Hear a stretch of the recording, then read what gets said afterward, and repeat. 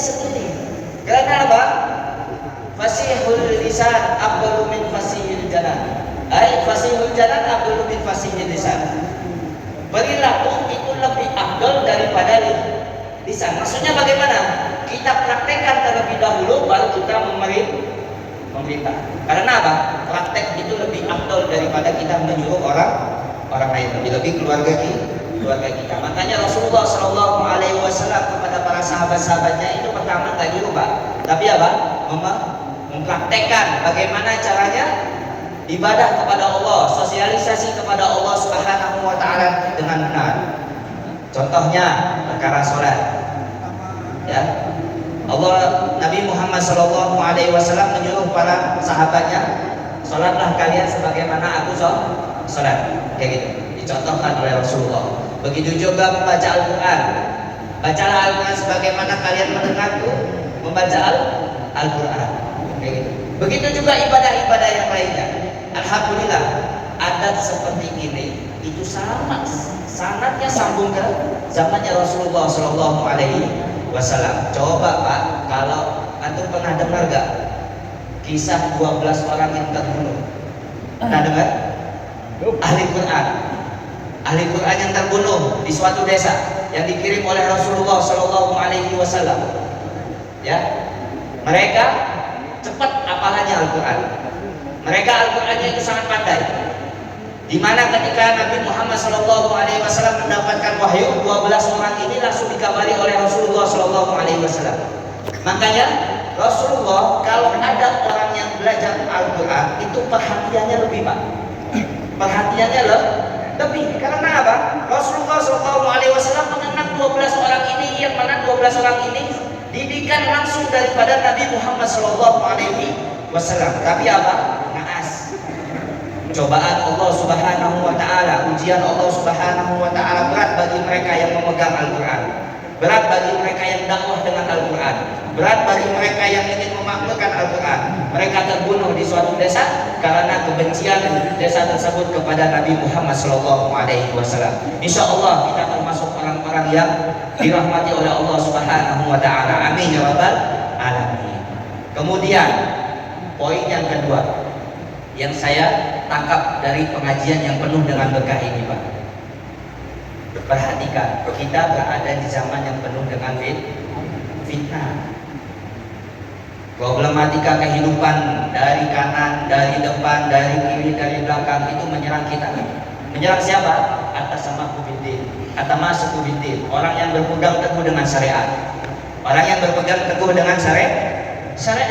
Mereka yang ahli ibadah, mereka yang susah payah memakmurkan masjid, mereka yang istiqomah di dalam ibadahnya diserang oleh mereka-mereka yang tidak memahami dengan agama.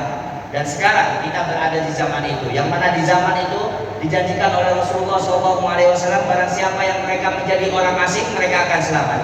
Siapa mereka orang asing? Mereka yang tamassaku biddin, mereka yang berpegang teguh dengan syariat. Alhamdulillah kita berada di golongan-golongan orang-orang asing tersebut. Insya Allah kita diberikan istiqomah oleh Allah Subhanahu Wa Taala. Amin ya rabbal alamin. Kita termasuk daripada orang-orang pilihan yang dipilih oleh Allah Subhanahu Wa Taala. Di dalam kitab At-Tibyan Pak, di dalam kitab At-Tibyan, sebagian kita mungkin kenal kitab tersebut. Diriwayatkan dari Imam Bukhari dan Imam Muslim. Diriwayatkan dari Abi Hurairah radhiyallahu anhu qala Rasulullah sallallahu alaihi wasallam mastama'a qaumun fi baitin min buyutillahi ta'ala yatluna kitaballahi wa yatadarasuna bainahum. Tidaklah berkumpul suatu kaum di rumah yang mana rumahnya itu rumah-rumah Allah Subhanahu Wa Taala, di dalamnya membaca Al-Quran. Di dalamnya membaca Al-Quran, kemudian di dalamnya mempelajari Al-Quran, daripada tajwidnya, daripada makhrajul hurufnya, daripada lahjah-lahjahnya, illa kecuali nazalat alaihimur rahmah, kecuali di dalam tempat tersebut, di masjid tersebut, di wilayah tersebut turun rahmatnya Allah. Maaf nih Pak, Jakarta kalau bisa dibilang seharusnya itu kena adab awalan. lebih dahulu itu kena adab terlebih dahulu, kena amarahnya Allah terlebih dahulu. Tapi apa? Kita bersyukur dengan orang tua kita yang sekarang, ya, yang duduk di pagi hari ini khususnya, kemudian di majelis-majelis yang lainnya, di masjid-masjid yang lainnya, sesepuh-sesepuh kita, mereka masih memakmurkan masjidnya, mereka masih banyak istighfarnya, mereka masih menghidupkan Al-Qur'annya, sebab mereka Allah meredam amarahnya, Allah meredam murkahnya. Makanya Jakarta masih aman, ulamanya banyak, sesepuhnya banyak, orang tuanya yang taat ibadah masih banyak. Yang kita pikirkan sekarang, Pak, bagaimana generasi kita sekarang? Tuh, bagaimana nanti anak-anak mudanya? Apakah bisa mengikuti jejak-jejak orang tuanya? Ya, kalau bukan dari sekarang kita bikin majelis dari kampung ke kampung, dari masjid ke masjid, dari wilayah ke wilayah, gunanya apa? Untuk mancing orang-orang ke masjid, terutama untuk mancing orang-orang memakmurkan masjid, memancing orang-orang mencintai Al-Quran, memancing orang-orang untuk beribadah taat kepada Allah Subhanahu wa Ta'ala, agar kita ketika sudah dipanggil oleh Allah nanti diteruskan generasi selanjutnya. Itu yang kita harapkan. Nah, di sini nazalatul rahmah kata Rasulullah, turun rahmatnya Allah. Kemudian apa lagi? Wa ghaziyatus sakinah, dilindungi dengan ketenangan.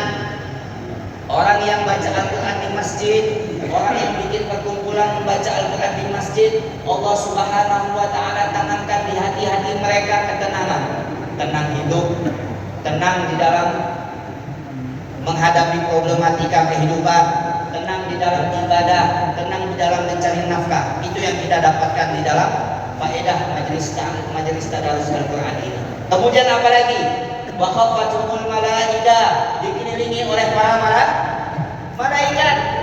Maaf, Sayyid Umar bin Hafid bin Syekh Abu Bakar bin Salim hafidhahullah taala wa ketika melihat para santri bikin halaqah, ya, bikin halaqah itu seperti ini. Kalau di pesantren itu bulat, halaqah itu bulat-bulat, ya. Katanya apa? Antum ketika hadir majelis atau belajar itu minta sama Allah sebanyak-banyaknya. Minta permintaan kepada Allah sebanyak-banyaknya. Perkara akhiratnya, perkara dunianya. Karena apa? Allah Subhanahu wa Ta'ala melebarkan sayapnya malaikat Jibril yang mana diduduki oleh orang yang belajar ilmunya Allah Subhanahu wa Ta'ala.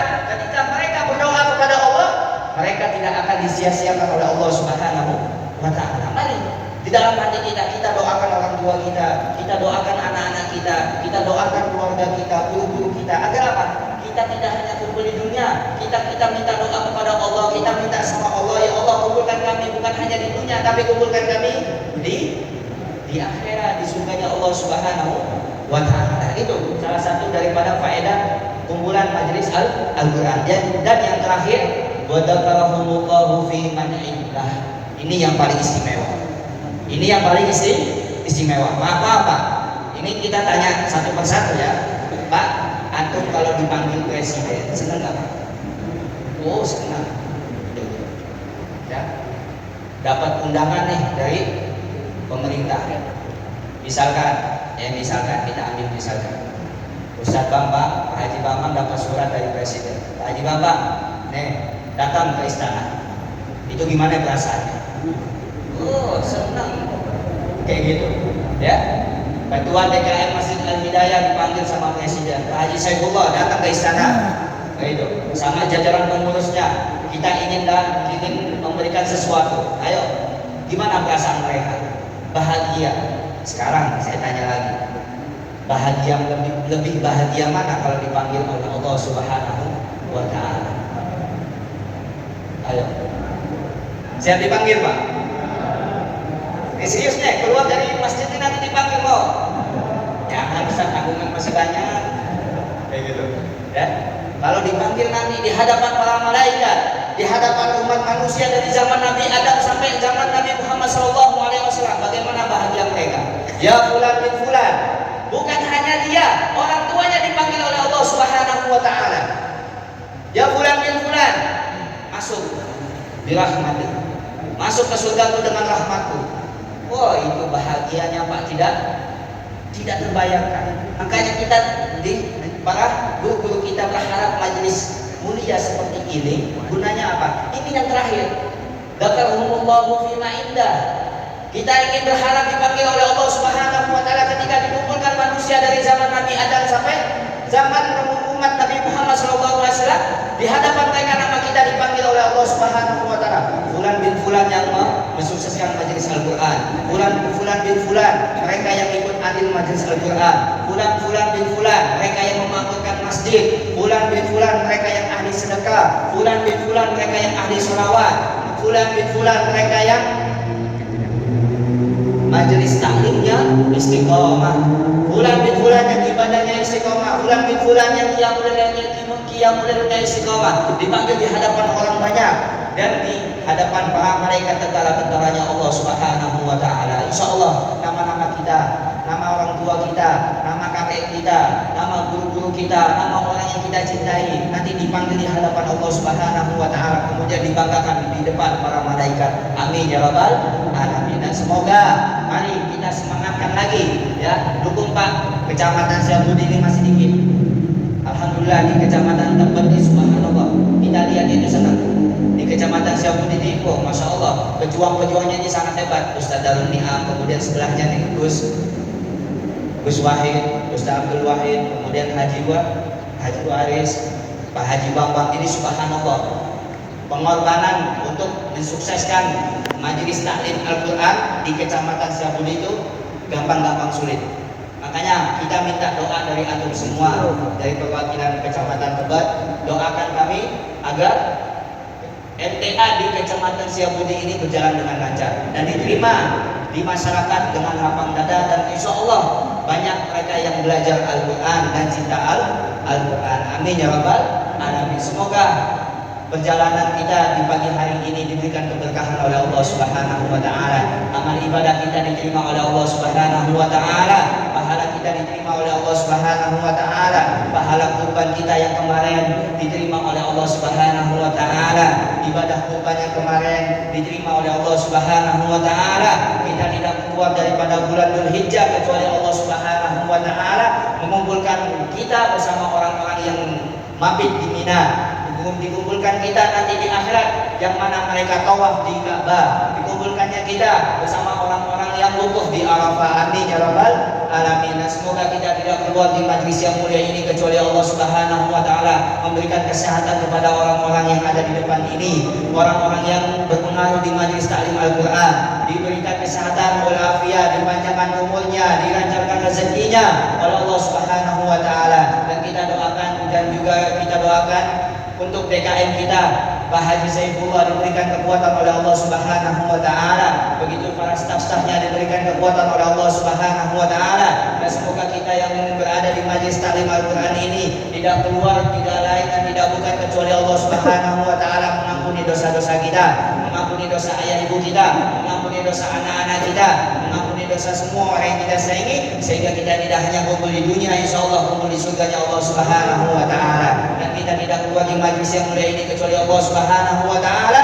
memuliakan lisan kita, memuliakan lisan guru-guru kita, memuliakan lisan anak-anak kita, memuliakan lisan semua orang yang kita sayangi. Ketika diundang oleh Allah Subhanahu wa taala, dimuliakan lisannya untuk mengucapkan kalimat la ilaha illallah.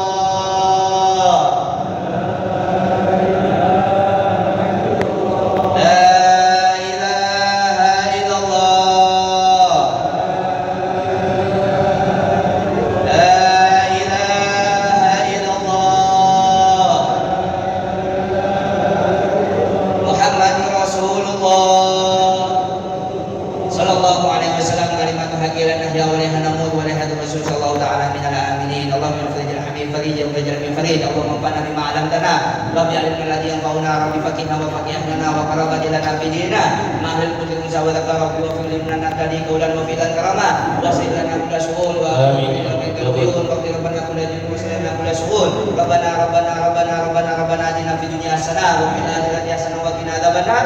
Dawu fi subhanallah wa la ilaha illa huwa wa alhamdulillahi rabbil alamin.